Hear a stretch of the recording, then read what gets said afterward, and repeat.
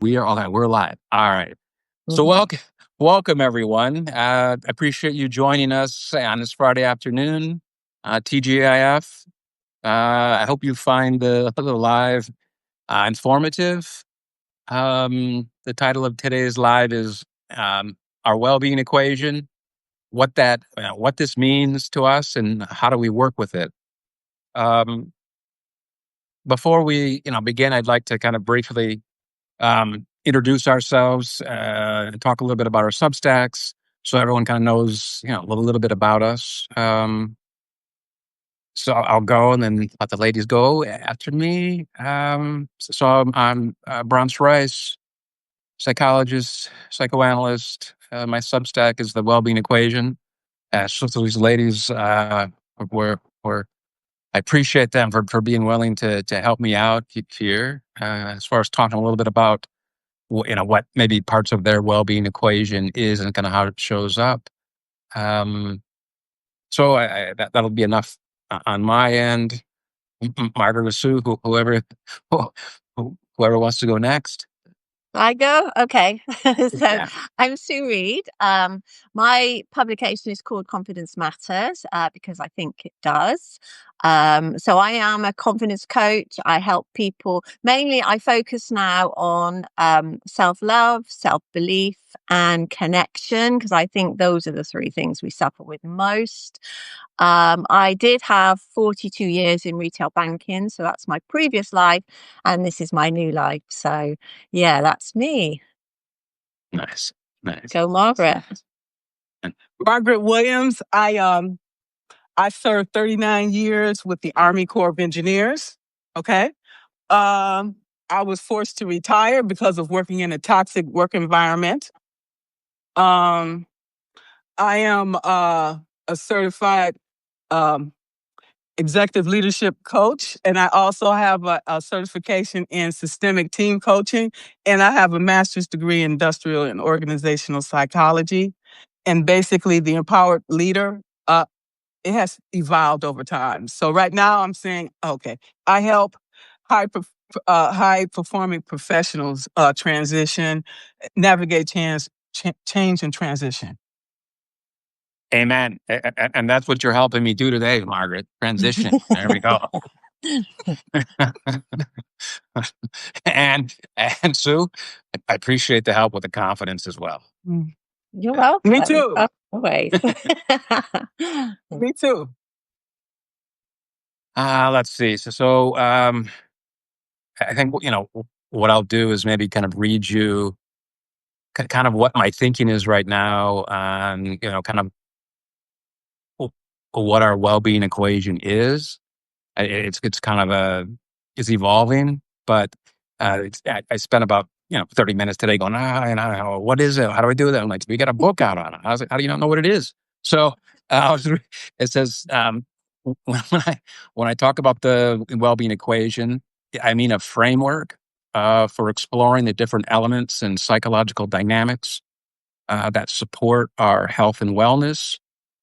Each of us has a unique mix um, of these that kind of shape much of kind of how we feel about ourselves as we go through life, and how we experience our lives over time. And I think in life, kind of some of the real work, if you will, is figuring out what those elements and dynamics are for each of us, and then how they relate to one another, and how do you work with them in kind of a sustainable way to improve the quality of our well-being. So that's a kind of a little overview about uh, where I'm at in terms of how I think about well-being equation, and just a little bit about part of that. My mom is watching today, so I need to come to give a shout out Hello. to my mom. Hi, Thank you Mom. for this. Yeah, exactly. Hi, mom. Thanks for the support. Thanks for making me a little bit more anxious. No, she's she's she's a retired math teacher, and Bless her math heart. was like, oh, no question, one of my most difficult subjects was math. Me And too. so, oh gosh, she and I would kind of go back and forth at each other at points. She's trying to help me. So eventually, she got wise and hired kind of a friend of the family who was kind of a college math professor, and that lady came in and helped tutor me. And so, um, but as I was, helping other people, think about their health and wellness and how does that come together in the components that go into it, what helps, what doesn't. And I would listen to people kind of talk about what they're doing in life, and I would listen, and different factors, different psychological dynamics would come up, and I started thinking uh, almost like in math equations, right? And like, where did that come from? Why? Like that's not, I'm like, oh, that's my mom. That's what that is. So thank you to my mom for helping me develop the well-being equation. Um, so also, I put out a newsletter once a month, and this month's newsletter is called the Shape of Sadness. So it's also Suicide Prevention Month. So I want to highlight that. Um, and so let's see. And so another thing I want to do that then is kind of with the well-being equation is kind of think about how kind of sadness shows up, for each of us in various ways. And then how would you think about sadness as it relates to a little bit of your health and wellness? And as far as think about it kind of like an equation in terms of, well, what elements kind of help you, do a little better? When do things in life become a little bit more difficult? You say for certain individuals, certain holidays, Christmas, you know, for me, a little bit more difficult time of year. I would say Margaret probably remembers living in Michigan. Um, in Michigan, you can go, almost the whole winter where it's cold, dark, and it's cloudy because of the lake effect, right? So you don't get enough sun in the wintertime, and so it's a little harder for me. I no longer live in Michigan, but I carry kind of some of that worries with me in terms of, geez, how am I going to do? Margaret lives in Alaska, so maybe living in Michigan helped prepare her for Alaska, I guess, because at points it's dark, a lot of the time, right? Well, Um, yeah, especially in but the winter. I'm sorry, yeah, especially in the yeah, yeah, yeah. winter. Most Yep. most of the day and night, it's dark. So I have to look Mm. at my watch and see what time it is because I have no concept of Right, it, right, right. and so Yeah. it affects me a lot. And so it affects a lot of people. One of the things that they recommend is vitamin K. I think it's vitamin K. And also, we have sad lights. And Yeah, by yeah. adding these sad lights around the house, it helps to change your mood. Nice, nice. Right, right. So then, when we're thinking about sadness, then, those would be then two elements, say the vitamin and K and the lights, to kind of help maybe offset a little bit of the sadness element if you have it. For me, along those same lines, I can get low in vitamin D.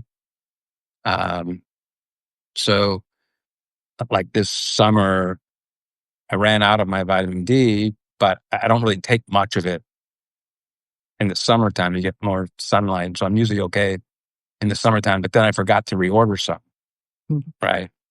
And and so a couple weeks ago, I noticed, and I'm having a little bit of a harder time getting out of bed. Mm.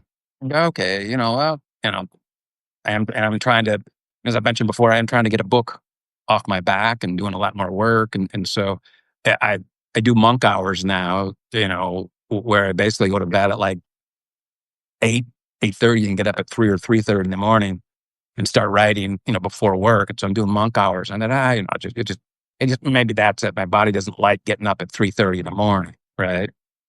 But a couple of days I kept going, and I noticed, oh, I go to the cabinet, I'm like, oh, my vitamin D's out. I'm like, order it. Couple days later arrives, take it. literally like 3 days later, I'm like, oh, now I'm back to where I was. Mhm. Right. So there's an element, along Margaret, some supplements in regard to kind of help me. B12 would be another one that kind of helps with me with mood, sadness in various ways. Um, let's see. So I think then, one of the things I would do is for people to pay attention to, well, how does sadness generally, if it does, show up for you? And does it show up in your thoughts? Does it show up, in your body? How you move around? Do you notice kind of how you talk? The individual that kind of step points. So sadness is almost like kind of like an equation for a lot of people who come to see me that I kind of think about because eh, I don't have anybody who come see me because they're feeling well, right? People just me not feeling well. And sadness is kind of something with their loved one maybe passes away, and you got to pay attention to how it's go. I think it's kind of a normal part of our You're experience breaking at up a points. bit for me, Bronze. I don't know about So, anybody else. oh, oh, sorry. Yeah, is Yeah, this it's better? breaking up a little bit. Yeah. Okay. All Yeah. right. Yeah.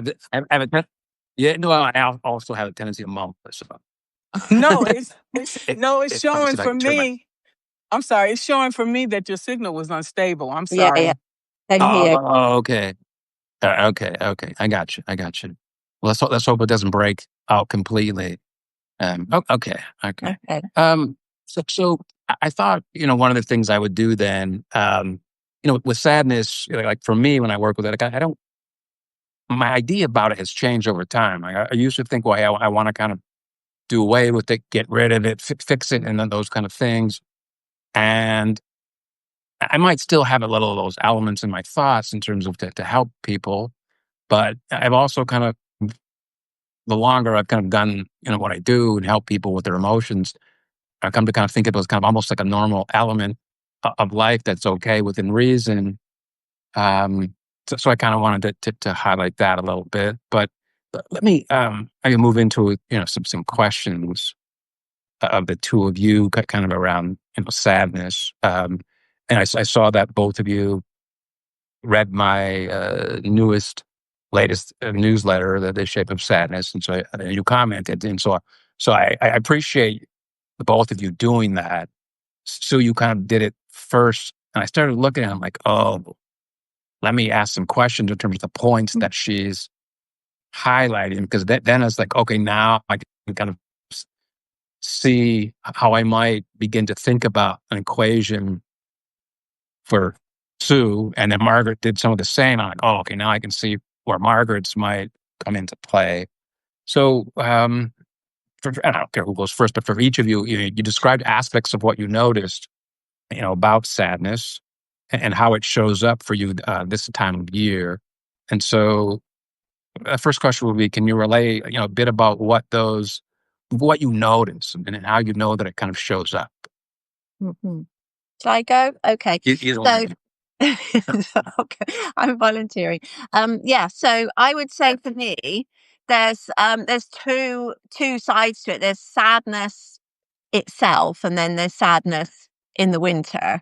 Yeah, So yeah, in when the weather's bad, and I think I react in different ways. No, actually, I probably don't because like I said in my comments, I get tired. So when I feel any sort of yes, sadness yes, or stress, I straight away want to sleep. So for me, I guess that's some sort of yeah, yeah, coping strategy because if I'm asleep, I'm not facing any problems. I'm at peace. And I've yeah. always done that since I was little, but I've only just started noticing it that is my fallback. Um, so that's what I do when I'm upset about something.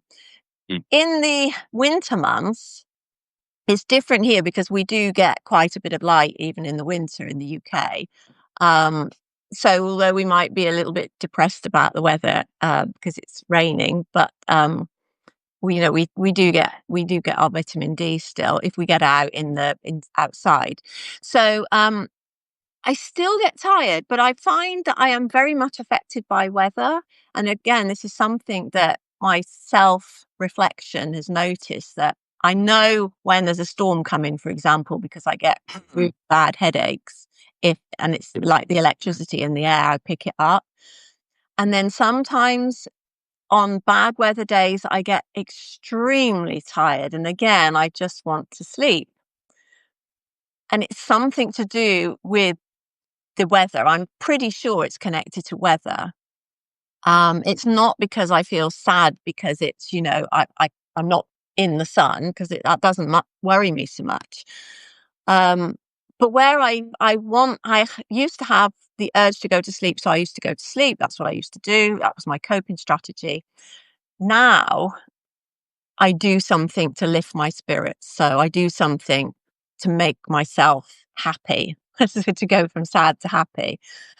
Because I realize that sadness is an emotion that is just passing through. And if you do something to distract yourself, or for me anyway, I can get through it. So now I go for a walk, I get out in the air, or if I can't go out for any reason, then I read a book, but do something to stop myself feeling bad. Okay. So let me ask you a question, Sue, that, Mm. in regard to kind of thinking about sadness and how you might conceptualize it a little bit like an equation that kind of moves a little bit, shifts. Yeah. So for you, um, say it's wintertime and you notice you're getting tired. Mm. And you mentioned you could, say, go for a walk. Hmm. Say you bundle up, you go for a walk, and as I recall, you might find yourself looking out at the sea. I Would don't. that be true? Yeah, yeah. I don't live too far from the sea, so I do love the sea. I live by Dartmoor, so great big open Yeah. wide expanses. I love that. My The sea is for healing. The sea to me is healing. Um, Yes. when I went through a bad experience and I was stabbed and left for dead, um, the convalescent home I went to when I came out of hospital was by the sea. And they did that specifically because the sea is supposed to be healing. Um, when my brother died at 34 and I was 31, I went and sat by the sea, and I sat there for hours and just listening to this. I think it's the meditative effect of the sea Yes. going in and out and the waves that helped me to heal. So I see the sea as healing, and I see the open expanses of Dartmoor as where you go to lift your spirits. Make sense? All right. Yeah, no, it does. Makes total sense. And so now, in the winter, when you're tired, Hmm. in the example we're using, and you're going to go for a walk to the sea, are you, prior to going on the walk when you're tired, are you sad I would prior to the say, walk? Yeah.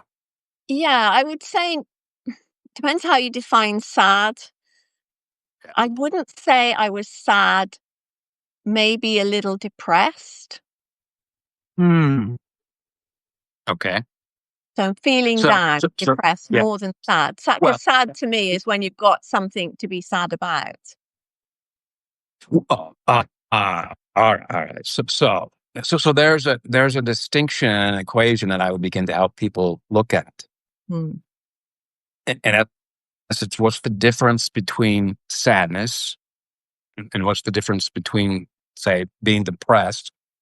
And so I think you mentioned, and how I would think about it, is the possibility that you could be tired, you could be kind of a little, I don't know what the right word would be.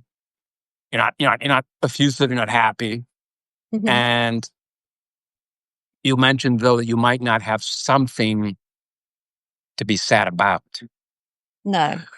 right? So there could be And, days when I and just so there, feel down, and I don't know why. yeah, I yeah, couldn't yeah, tell you why. I just feel down. yes.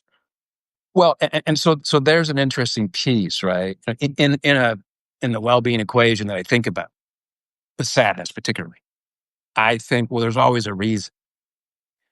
I might not be able to know it exactly, but there's something there kind of contributing. And so you know, you could make a distinction between, you got something, Margaret? Yeah, I Oh, got a okay. question. I got a question and a Yeah, yeah, comment. go ahead. One Yeah, of yeah, it go ahead. could be tied to hormonal changes in the body. Okay, for Yeah, one. yeah, Okay, yeah, yeah, and one can stem yeah. from trauma that you may have Yes, not uncovered yet, just buried, hidden. right. Well, and then part of it, right, Margaret, could be, well, you know, are those two kind of commingling at points, perhaps, and you don't quite know it, right? So that then the walk to the sea, right? That depending on how far you walk, depending, you could,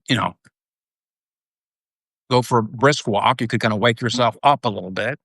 Could feel a little bit more energized in a mild way. You might get some serotonin and dopamine dumped into your system, so the feel good chemicals could happen, right? So it's an interesting thing where if there's not a reason, so speak, right? That those two things would probably help regardless. Mm. Um, but as Margaret might be hitting upon, there might be other kind of physiological components going on. I don't know, like at the cellular level, if let's say, which would then be things to kind of check out. I guess, right? I mean, people do come to me at points, because of kind of like unresolved trauma at points, and how do you kind of, work with that different between, hey, I'm just a little low because it's that time of year. I'm not getting out as much, and I'm not getting as much sun. I'm low on vitamin D, and it's just like a physiological thing going on. Versus, hey, there's an anniversary, where someone's passed away, Mhm. and I tend to get a little sad around that time of year. It just so happens to be winter. You know, so that's I think what that raises in some ways, for sadness in terms of an equation is to kind of, one thing is to pay attention to, what's going on, and at the psychological level, at the physiological level. Other points you can kind of draw in, maybe a spiritual, component in various ways. Um, so that's helpful too in terms of, you know, and the example you gave, it's like, well, and that's an interesting thing too, from what I do from relating the distinction between like a low level of depression, so to speak. If it Mm. goes on, for a little while, like they call it dysthymia, right? But it's a kind of like a low grade, kind of present, but it's not debilitating as far as you can still go to your job, you can still meet people, you can still do things. Most people, um, whereas kind of a little bit more of a difficult thing to maybe work with is maybe more of a stronger depression, so to speak. Yeah. Yeah. I mean, Right. I mean, the, Yeah. I mean, Margaret said about trauma. There's definitely trauma that is still unreleased in me, because I know that, because when I'm sitting, I notice a lot that I hunch my shoulders up a lot. I know that I'm in my body. There's a lot of stress. I don't feel stressed. I don't feel depressed, but I do believe that there is an underlying something. And some days I guess there's something that wants to be released, and it's just not been released yet. Well, right. Because All like right. So, when so I the, talk yeah. about stuff, like I did the one of the solo lives I did was talking about when I was stabbed and left in the street, because it rose up in me, and it for weeks it wanted to come out. And I knew I had to do it, and I didn't want to write it, so I said it. And since I've Yes. done that, other things have come up, and it's almost like little voices saying, can we go now? So I know there's stuff in me that still wants to come out. Yeah, yeah, yeah, yeah, yeah.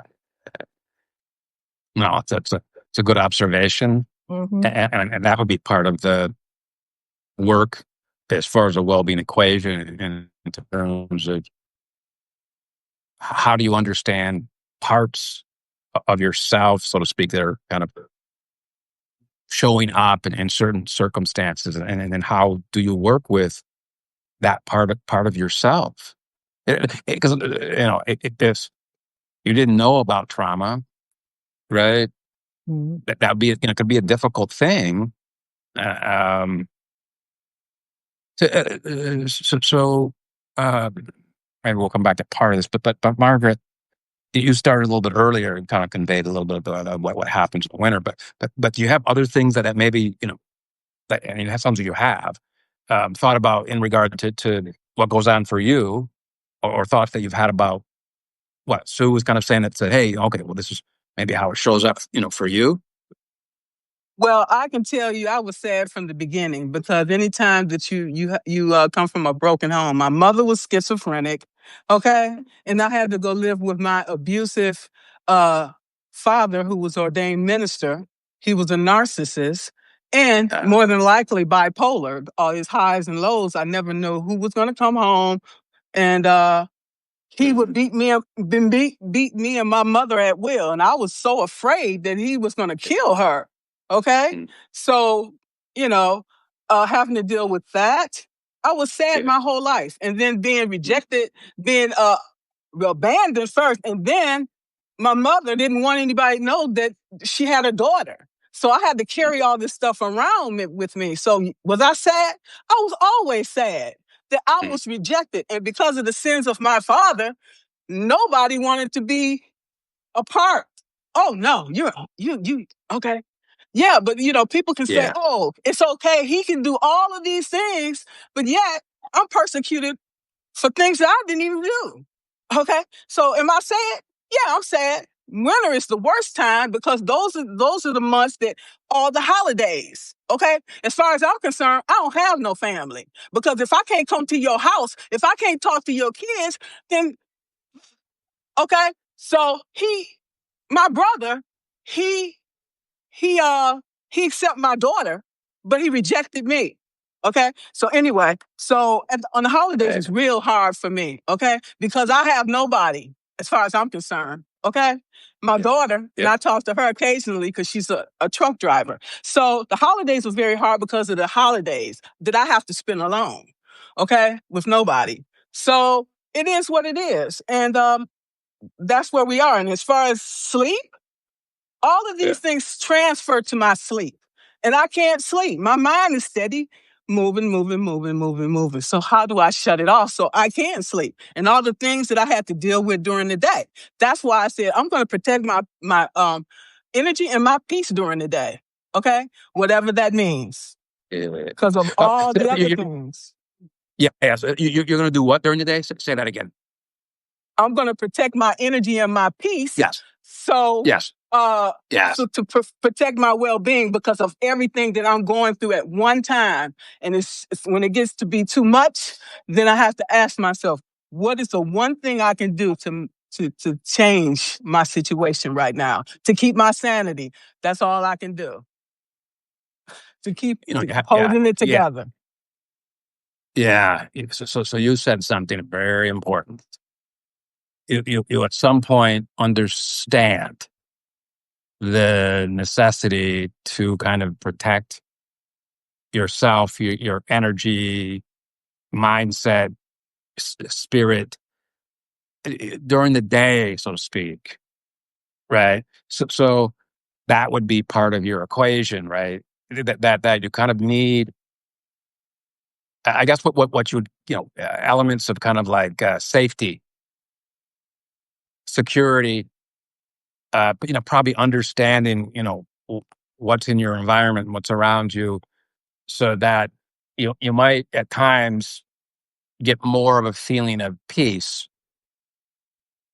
And if that happens, right, you want to kind of understand, well,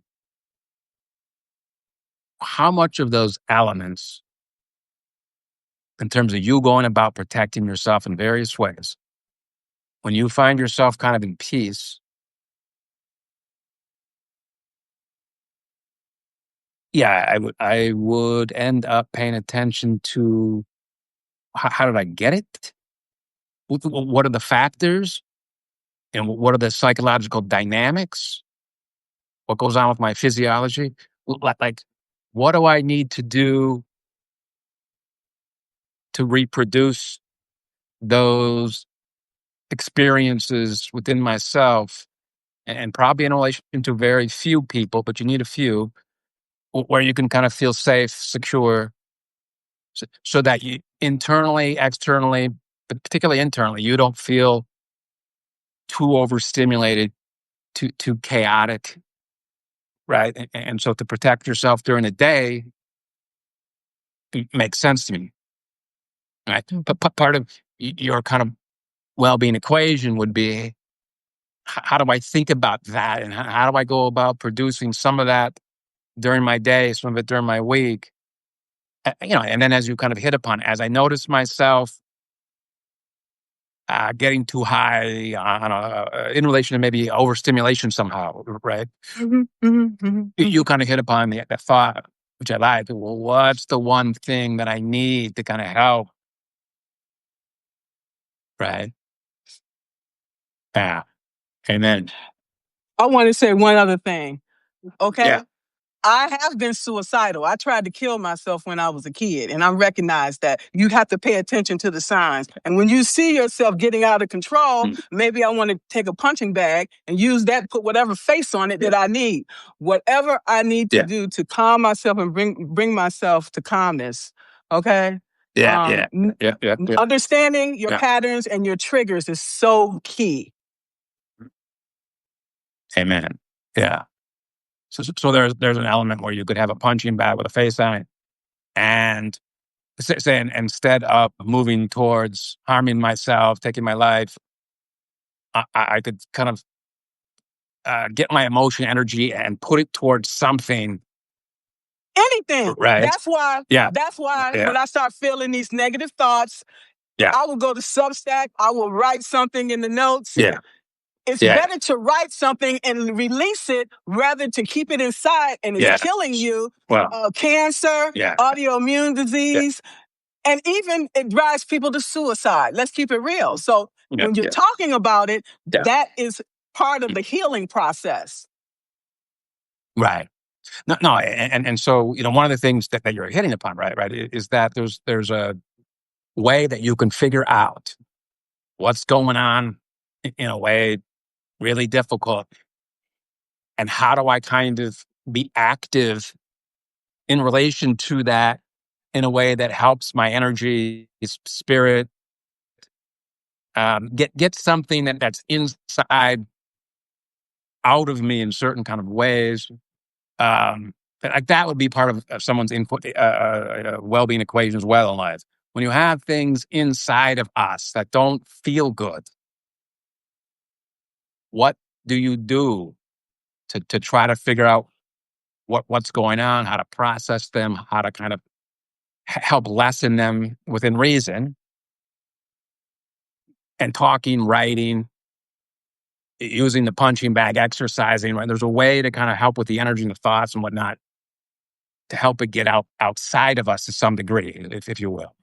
All right. So those, that kind of helps me hear a little bit more about, how the two of you might realize some elements of sadness are showing up, say, maybe late fall, in the winter.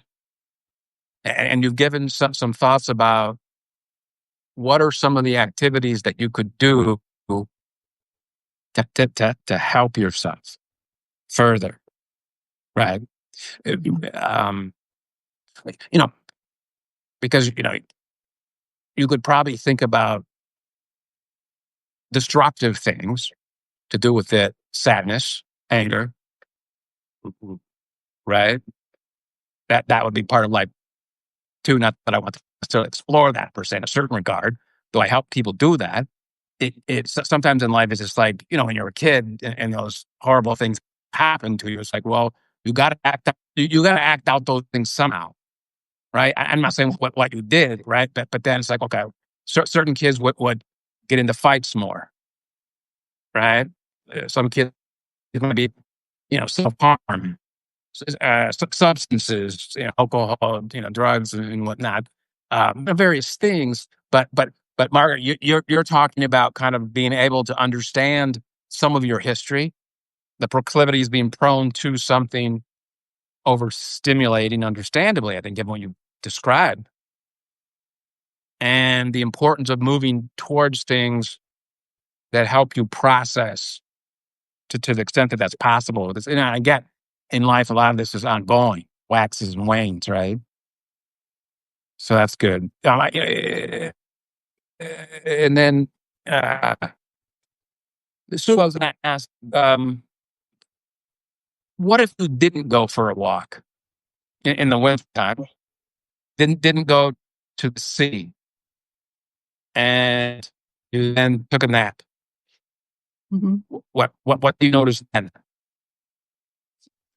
Um, if I if I take a nap when I'm feeling down, Yeah. I don't think Yes. it necessarily helps me when I wake up. Um, I still feel down. Um, Yeah. and again, a lot of it depends on why I was feeling down in the first place. So, if we're just talking about Yeah. the winter and the weather, probably I think I need to be distracted. So sleep is a way of distracting me. But if there's an issue that's still there when I wake up, that's not going to help.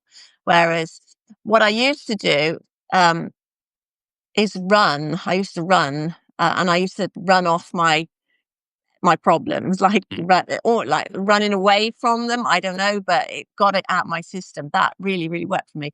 But at 66, it's hard for me to run now. It Yeah. hurts my knees and hips. But I bought a hip program, which is really good. It's really working. So my goal is to be able to run again, even if it's only a little bit. Yeah. Yeah. But I always Yeah. found that Yeah. helps so much. But if I go to sleep and then I wake up and I still feel bad, I didn't go back to sleep again. I don't know what I do. I used to, Yeah. there's all sorts of things. When I, not talking about the winter now, but when I was going through trauma, I used to eat rubbish. I used to drink a lot. So the substances, yeah, definitely. Yeah. And I don't know whether you did this, Margaret, but I also used to cut myself. Not not hugely like some people do, but just little Yeah. cuts. And Yeah. I had a habit of pinching myself as well, like grabbing a piece of skin on Yeah. the Yeah. fingers and pinching it till it Yeah. hurt. And Yeah. also, it sounds crazy now, but slapping myself across the face. Yeah. Yeah. I used to do that. Yeah. So, but I guess these are all like coping mechanisms. No, no, absolutely right. I mean, just the pinching, the cutting, the slapping, right? It's like this kind of like it's there's like I forget. I would almost call it like it was like a well, what I can say is some of the serotonin and dopamine can get released Mm. in those in relation to some pain, right? And Yeah, so it it can be does very feel good. distracting. It's hard to explain if somebody's never done it. Yeah, well, Feels but that, good. yeah, exactly. No, it's someone who's not been through that, doesn't understand it. You would know, but to do those things releases some serotonin and dopamine, from a physiological point on the and so the dopamine. Sorry, so it hits dopamine receptors. Sorry, but Mm. I don't want to speak wrongly about the science. So it's some of the dopamine receptors, and so it has a weird way of kind of helping us feel a little better. It's distracting, Mm. right? And in the long run, it may make things worse. But in the moment, if the pain is that high, it's like, man, I don't care what it is. It's like, let me have it. I need some relief.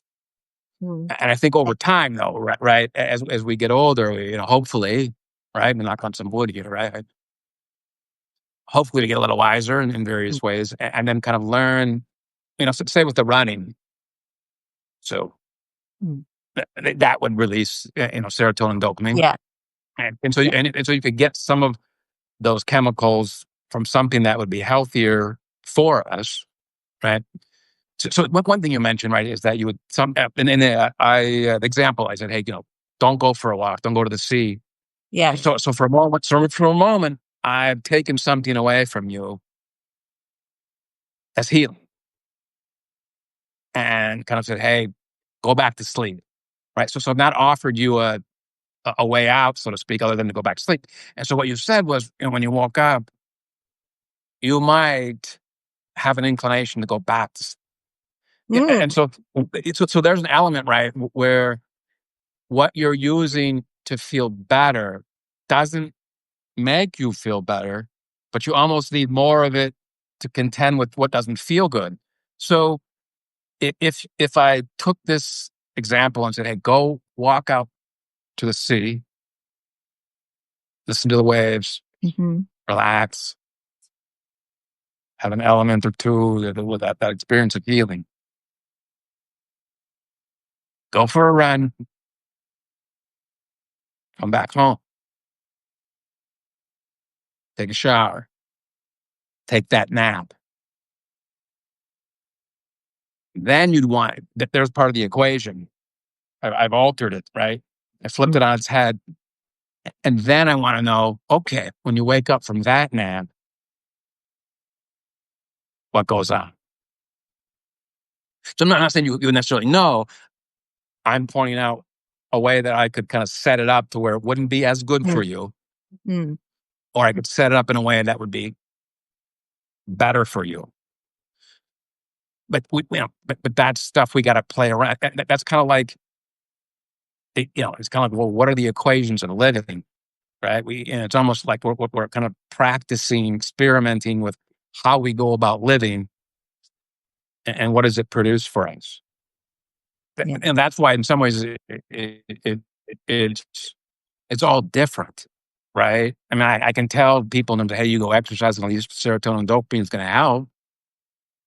All right, but some people, it's like, well, but you may need to process a certain event. If someone passes away, dies in their family, yes, the running may help with the serotonin, whatever. I mean, yes, but I also may need to process and grieve and give it time. And it may come back up periodically, but to figure out, how do you do a little of that? It's pretty complex in life.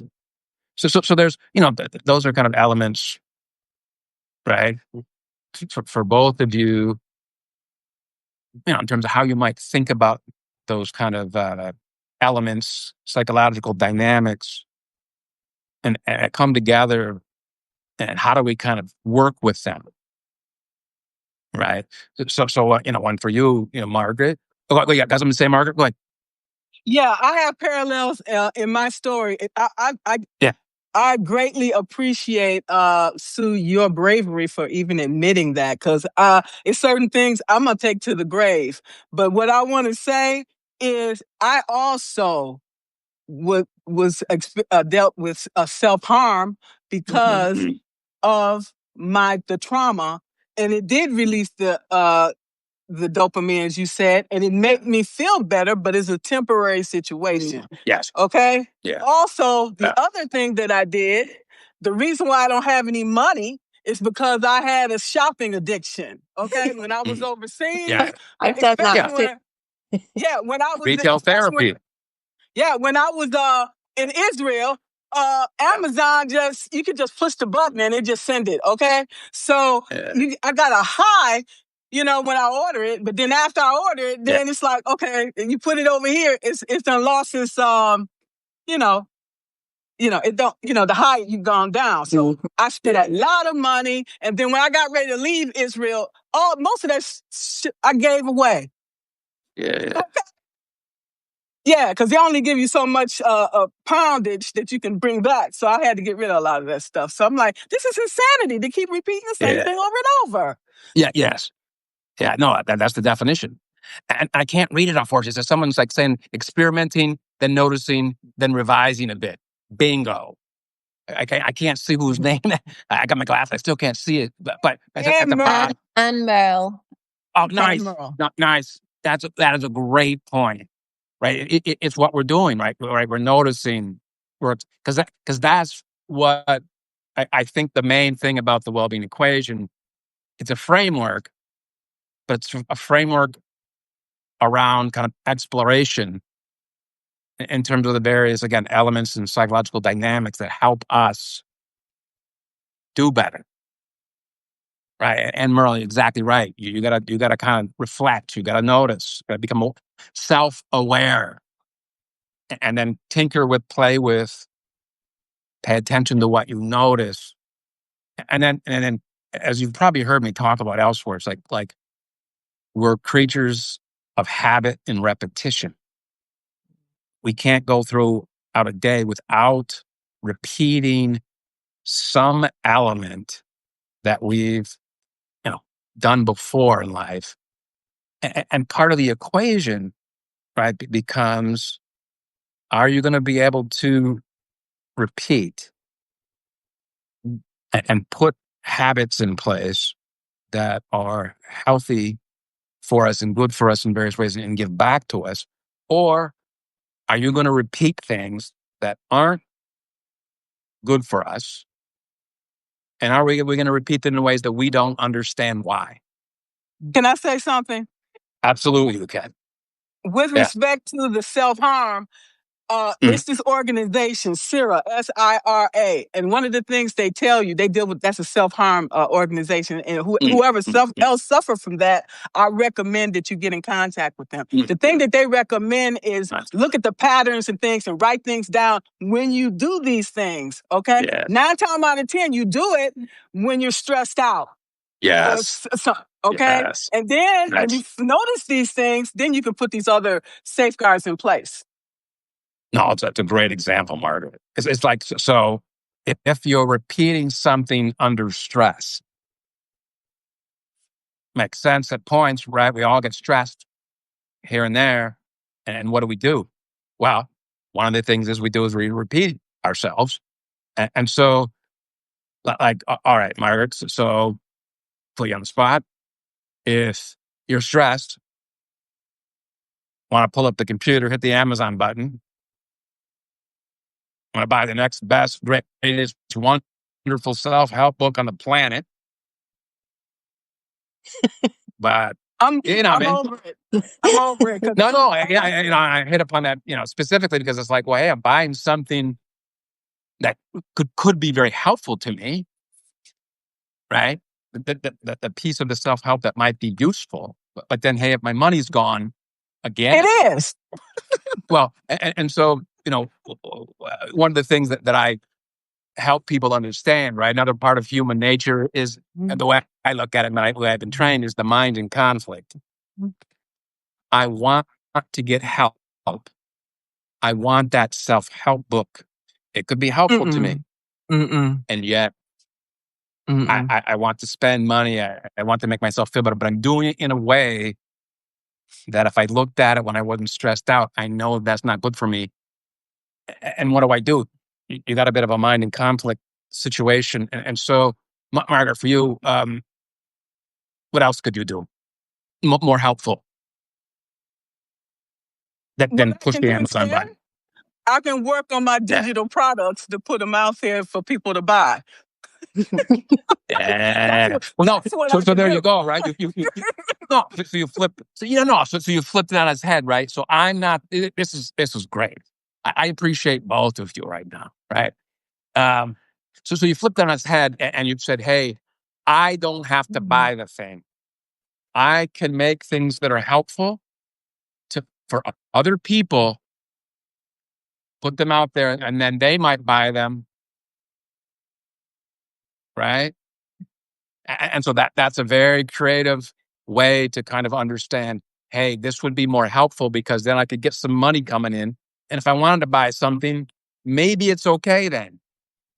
Only. Right? So the yeah, well, so the equation might be is, hey, I feel a little sad. I don't quite know what to do. It's wintertime. Nobody's getting outside. I don't feel like getting outside regardless, but I need to go get some exercise. Maybe I'll write some things up that would be helpful for other people and myself to deal with sadness, put it out there, help people. Maybe they'll buy it, bring me a little bit of money. Maybe it helps me feel a little better. Maybe after I put it out there, I'll tell myself, all right, well, I'm going to go outside, going to go hiking, half hour, put on my snowshoes or spikes or, whatever I got to do. Take Ruger. What was the other dog's name? Ruger. And what was the other dog? Prince. All right. Ruger and Prince need to go outside in the winter. Okay. There's part of your well-being equation as well with sadness. Right.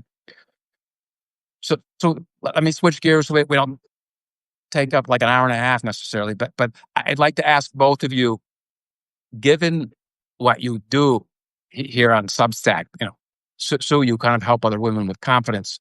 Margaret, you help leaders in various ways with transition.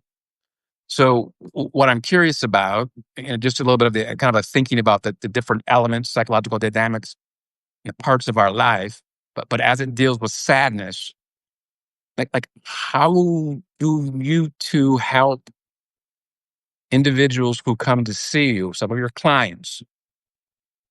How do you help, given what you do, what do you help them? How do you help them a little bit in regard to sadness? Hmm. What would you do? Yeah. So, I mean, first thing I need to do is explore what they're thinking. Why, why are you feeling sad? What's behind it? Is it Yes. trauma? Is it just, not just, but is it, the time of year? Is it something going on in your life? So I would explore that. And from a confidence point of view, obviously anything that you are sad about is going to knock your confidence. A lot of it, again, will depend on how confident you were in the first place. So if something happens then that knocks your confidence, we all have our base level of confidence. So if something knocks you back down, but you had a high level of confidence anyway, it's easier to bounce back than if you had low self-esteem, low self-love, so low self-belief, then it's more difficult to get back up. So it's kind of the realization of, why are you feeling sad? I try never to sympathize with people, but to empathize with them, because people don't need my sympathy. They need my help. Right. Yeah. And so if somebody bursts into tears and starts crying, that is a good thing. That's actually a sign I'm doing my job properly. If somebody starts crying, because it's releasing, they're getting out whatever's needing to come out. So yeah, I mean, it's exploratory. There's no, I would definitely do this, because that's not how I work. I come to everything with a blank page, and we just fill in the page as we go along. And just, I help you with whatever you need help with. But initially we have to explore and find out what that is. And what I do is unravel the threads, which is probably what you and Margaret do as well. We're unraveling those threads to see where it leads us, because somewhere deep down there is the underlying cause of why you're feeling sad. And it could, you could come in saying, well, I'm sad because it's winter and I always get sad in winter, especially around Christmas. But then when we dive down into why that is, it could be, well, actually, somebody I was really close to died at Christmas. Or for me, I don't like Christmas because my dad loved Christmas. And before my dad died, I'd fallen out with him because of my bad relationships. I should have listened to him, but I didn't. I fought against him. And so when he died, we hadn't really made it up. We were very talking, but very cold relationship, which is sad. And so Christmas is hard for me now, because Christmas was his time. He loved it. He had time off work. One of the few times we we really saw him, and he made a big thing of it. And it's not a big thing for me anymore. Okay. Sorry, I went off track then. No. I stopped answering your question. Sorry. We're mentioning two things quickly. Yeah, no, or two things quickly, and then I want to hear what Margot had to say about the sadness, with the clients that she works with. So, you mentioned, kind of what you do is the exploration, which, Yeah. again, I think is kind of like almost the foundation in a lot of ways of the well-being equation. It's like Yeah. that element would be reflection, Yeah. right? And then Sue, maybe you tried this, maybe not, but and maybe it would work, maybe it wouldn't, but I'd be curious about at just one time at some point near Christmas, just one day, if you could figure out something about your father that you liked, whatever that might be, however small, and whether you could participate, in something small, just for a small period of time, purposely, and do it in a way not worked for him, but worked for you. And whether or not there would be kind of a moment of a little bit of relief, enjoyment to some degree, it might bring other emotions that would be difficult, fair enough. But that would be like a little element of an equation that I'd be curious in terms of, all right, could we play around with something just in a little bit and see? So I don't want to get too much farther afield, but I just was, I've had individuals whose parents have passed away and helped them play around with a little of this. And I got a guy whose father passed away, and he, on his father's birthday, he makes certain foods that his father loved. And he then he changes the recipe a little bit that works for him, because he always had to do it his dad's way, or it was bad. And so he's allowed himself to play with the recipe in a way that his dad would love. But he's being respectful to whatever degree with that. But he's being respectful to himself in terms of, here's what I want to do, and it's okay. Anyway, Margaret, what would you Just do? before you go to Margaret, Oh, can I just say, as you were saying that Yeah. about doing Yeah, something that reminds me of my dad, the anxiety was coming up in my chest then. No, and that's why I didn't want. That's why I wanted to make it quick. No, I it's didn't want to go absolutely there fine. too far. It's just interesting that made me feel anxious. No, but And actually, I think it's a part. good idea to actually think of something Well, that I could do. Well, you that, have to think, and you have to think through it, because what happens, right? It's what you just pointed. It sounds good on paper, what I just talked about, but to then go pull it off, it often will cause us more anxiety on the front end. That we got to help you then look at that part of the well-being equation in terms of how anxiety, like we're looking about sadness right now, right? So another difficult emotion will be anxiety. When that shows up, what do we do? And a lot of times it's not just like sadness shows up by itself. There'll be times when sadness shows up with anxiety. And what do I do? Right. So I appreciate you sharing that. Right. Yeah. All right, Margaret, you got a client who comes in, hitting it out of the park. But then you notice, hey, there's some elements of sadness that you can kind of see shows up for a client. And, maybe they tell you a few things, but how would you think about kind of, given what you have done as far as systems, organizations, right? What would you begin to think about in terms of the sadness, and try how you would think about helping your client? What I would do is, if I see that the client is sad every time they come in, then that's a clear sign to me that they may need therapy. Okay? Because coaching is for the present and the future. And if you have dealing with trauma, you need to talk to a therapist. Not saying that we can't still work together. You can do therapy and coaching at the same time. But because I don't want to waste your time, and I don't want to waste my time. Yeah. But that's good. No, but that kind of highlights, hey, I have something that's going to be helpful. And I'm going to go about a little bit about a certain way, depending. And yet, if there's something that else needs to be addressed, and I'm not skilled or the person to do it, I can kind of offer something additional to the client they don't have to take it, but at least, right? So that, Then I've then done the my person job. that's coming, no, yeah, because then the person who comes to see you, you've put in front of them the idea of options in terms of we can continue to work on what we need to, but here's something in addition that could be helpful, right? You don't have to, but it's up to you. You could choose, right? Well, and then you're being respectful of both of you, right? Absolutely. Yeah. It might be hard for them to hear, but they'll get over Right. it. Right. Well, and it might be just a way just to kind of mention it quickly and just say, hey, I don't want to get into your business. I just kind of want to mention it because we are trying to help you in terms of what kind of moves you forward, and this may be something that kind of gets in the way. And if this isn't something that I work with, right? Well, and so in that way, you'd be respectful in terms of, hey, they might need to know. Yes, we can get from point A to point B. It's just like there's an element of sadness that may need to be kind of looked at and worked with that in the coaching we may not do. All right, but then you've kind of clarified things, right? We have to And clarify that. We yeah, have to clarify that at the beginning of the coaching relationship, yeah, in the right, yes, coaching agreement. Okay. yes, yeah, yeah. Well, we have hit an hour, so I'm thinking we might want to kind of wind up Mhm. at this point.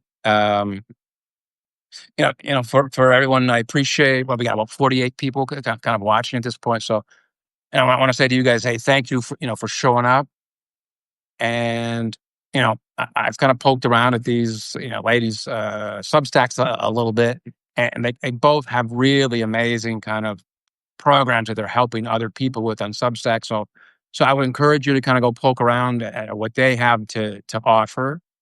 Um, and I appreciate kind of the two of you helping me out with where I'm at in terms of trying to continue to talk to other individuals about what the well-being equation is. Because I do it all the time in my office, but people show up, to see me usually a couple of weeks here and there over time. And so I get a chance to slowly introduce it and build it out. It's a different thing for me just to kind of like, okay, you need to say what it is clearly and help somebody who's never heard of it before think about, well, what is that? Right. So I appreciate both of you coming in and being willing to kind of go on this live with me and kind of help me out. So if the two of you ever need a favor, We both need therapy, I think. We'll be booking well, in. hey, Well, at least I got insurance. Okay. I don't have no money, but I got hey, insurance. well, geez, there you go. Yeah, that might take us in a different whole topic to begin with, right? Jeez, yeah. Uh, all Thank right. So you. No, anything thank real you. quick? Really good. Thank Yeah, you so good. much. Yes, thank you. All right, everyone. Hey, have a good weekend. Go do something good for your body. Go do something good for your mind. Tell your loved ones that you do love them. Give them a hug if that's the thing. What I mean, send them a letter. Be good Mhm. to yourself. Self-care, right? Absolutely. Mm. Thank All you. right. Thanks. Thank you so much. Thank you. Bye. Bye.